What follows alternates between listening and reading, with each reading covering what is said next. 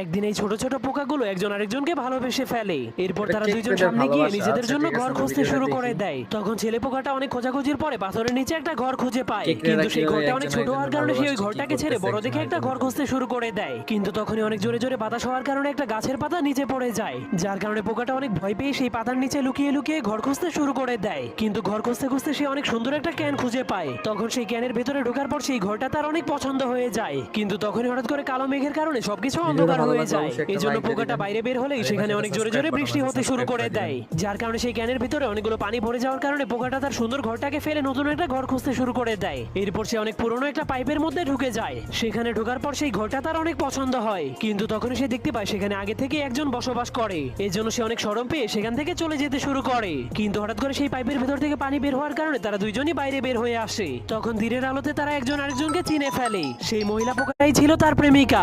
এরপর তারা জঙ্গলের